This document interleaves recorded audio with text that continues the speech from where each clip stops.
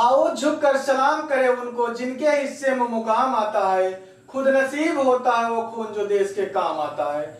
आज हम पढ़ेंगे बटुकेश्वर दत्त जी के बारे में। बटुकेश्वर दत्त जी के बारे में थोड़ी बहुत बातें तो सब लोग जानते हैं कि इन्होंने भगत सिंह के साथ रह करके कैसे पढ़ाई की है, कैसे पले बढ़े, कितना संघर्ष किया और देश के लिए क्या किया। तो बटुकेश्वर दत्त के बारे में आज हम जानेंगे। बटुकेश्वर दत्त जी का जन्म 18 नवंबर 1910 को बटुकेश्वर दत्त जी का जन्म हुआ। बटुकेश्वर दत्त का जन्म हुआ और जन्म के बाद ये भगत सिंह से काफी छोटे थे। भगत सिंह का जन्म 1907 को है और इनका जन्म 1910 का है। बटुकेश्वर दत्त जी भगत सिंह के साथ लाहौर के नेशनल कॉलेज से पढ़े, वहीं से इनकी दोस्ती हुई और उसके बाद जो उनके गुरु मिले लाहौर के नेशनल कॉलेज में, जयचंद विद्यालंकार, भगत सिंह और बटुकेश्वर दत्त, सुखदेव जैसे महान क्रांतिकारी जो निकले, वहां से पढ़ करके इनके गुरु थे जयचंद विद्यालंकार। बटुकेश्वर दत्त जी और भगत सिंह जी असहयोग आंदोलन में जब छोटे ही थे, बच्चे ही थे, इन लोगों को ऊपर असर पड़ा जलियांवाला बाग हत्याकांड का। उसके कुछ समय बीता तो अब HRA संस्था बनी, हिंदुस्तान रिपब्लिकन एसोसिएशन। फिर नौजवान भारत सभा NBS 1926 में भगत सिंह ने बनाया। फिर 1928 में HSRA Hindustan socialist Republican association संगठन बना। उसके सदस्य भगत सिंह, चंद्रशेखर आजाद जी और बटुकेश्वर दत्त जैसे महान क्रांतिकारी लोग थे। अब 8 अप्रैल 1929 को असेंबली में बम फेंकने के समय भगत सिंह और बटुकेश्वर दत्त जी गए थे। बटुकेश्वर दत्त जी असेंबली में बम फेंकने गए थे। अब ये HSRA के सदस्य थे और उसमें 2 बिल पेश होने वाले थे। एक का नाम था पब्लिक सेफ्टी बिल, एक का नाम था ट्रेड डिस्प्यूट बिल। न कोई ट्रेड का डिस्प्यूट था, न इसमें किसी पब्लिक की सुरक्षा थी। ये ऐसे बिल थे कि क्रांतिकारियों की आवाज को हमेशा के लिए दबा दिए जाए। लेकिन भगत सिंह कहते थे ना, वो मुझे मार सकते हैं पर मेरे विचारों को कभी नहीं मार सकते। आज भी भगत सिंह के विचार जिंदा है। तो वही चीज है, उन्होंने कहा जिंदगी तो सिर्फ अपने कंधों पर जी जाती है, दूसरों के कंधों से सिर्फ जनाजे उठाए जाते हैं। अब बटुकेश्वर दत्त जी और भगत सिंह जी को 8 अप्रैल 1929 को असेंबली में बम फेंकते हैं। 8 अप्रैल 1929 को असेंबली में बम फेंकते हैं। वहां पर भगत सिंह को फांसी की सजा हो जाती है और बटुकेश्वर दत्त को काला पानी की सजा हो जाती है। काला पानी का मतलब है सेलुलर जेल जो पड़ती है अंडमान निकोबार में पड़ती है सेलुलर जेल। अब भगत सिंह और बटुकेश्वर दत्त एक ही जेल में थे। लास्ट दिन मिले 12 जुलाई 1930 को। 12 जुलाई 1930 को मिले और भगत सिंह की जेल डायरी थी। भगत सिंह की जेल डायरी थी, पेज नंबर 67 पेज नंबर में BK दत्त करके साइन ले लिए। भगत सिंह 12 जुलाई 1930 को बटुकेश्वर दत्त से मिले क्योंकि भगत सिंह को फांसी की सजा और उसके बाद बटुकेश्वर दत्त को काला पानी, अंडमान निकोबार द्वीप भेज दिए सेलुलर जेल। तो जब अंतिम दिन दोनों लोग मिलते हैं 12 जुलाई 1930 को, तो ऑटोग्राफ्स ले लेते हैं कि शायद दोबारा मुलाकात न हो पाए। बटुकेश्वर दत्त के पेज नंबर 67 में BK दत्त करके फिर भगत सिंह कुछ मेंशन करते, कुछ बातें लिखते। अब बटुकेश्वर दत्त जी काला पानी चले जाते हैं, वहां से खत लिखते हैं कि भगत सिंह आप बहुत लकी हो कि आपको फांसी का फंदा चूमने को मिला है और देखो मेरा दुर्भाग्य, मैं काला पानी चलाया हूं। तो भगत सिंह ने दूसरा खत लिखा कि अगर एक क्रांतिकारी हंसते हंसते फांसी के तख्ते को झूम सकता है तो एक क्रांतिकारी अपने जीवन को काट काट करके भी जी सकता है। बटुकेश्वर दत्त के साथ यही हुआ। काला पानी चले गए, वहां टीबी की बीमारी लग गई, ट्यूबरकुलोसिस की बीमारी हो गई।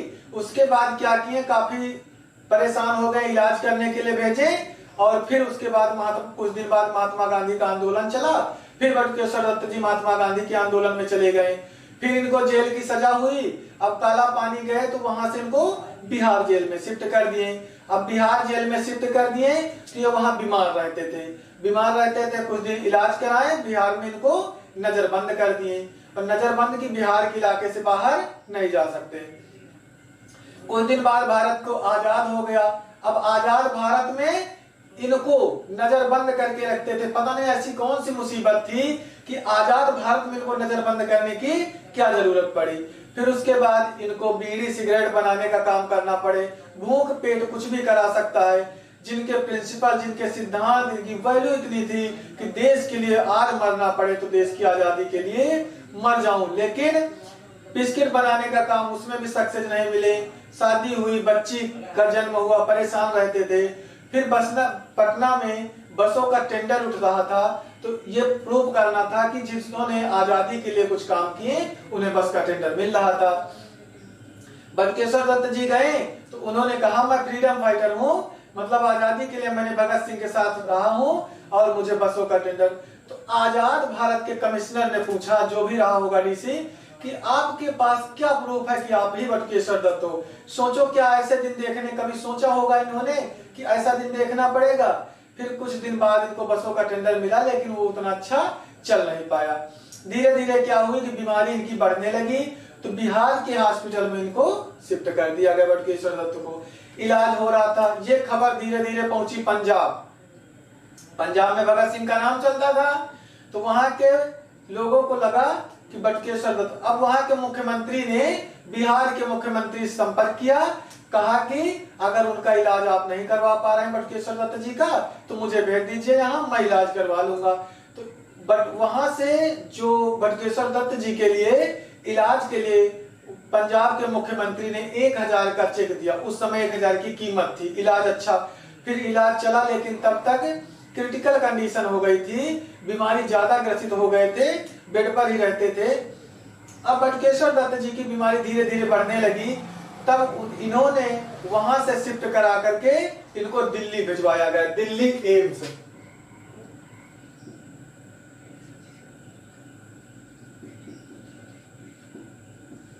एम्स भिजवाया गया। एम्स कहाँ है?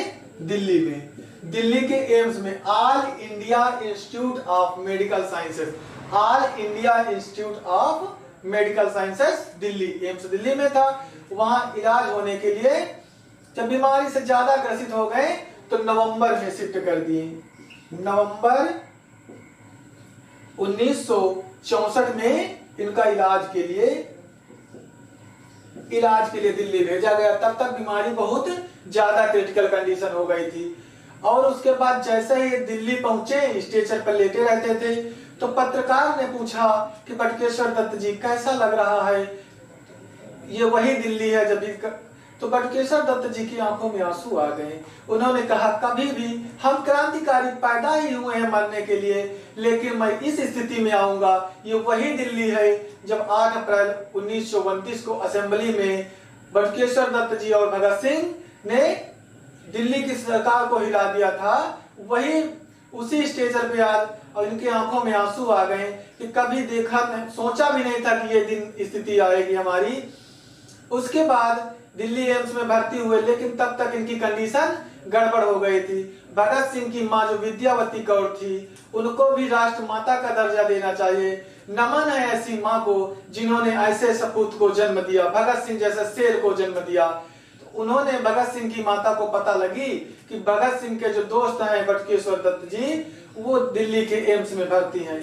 तो वहां से भगत सिंह की मां पहुंचती हैं और वहां जब तक लास्ट समय होता है तब तक भगत सिंह की मां बटुकेश्वर दत्त के साथ रहती हैं।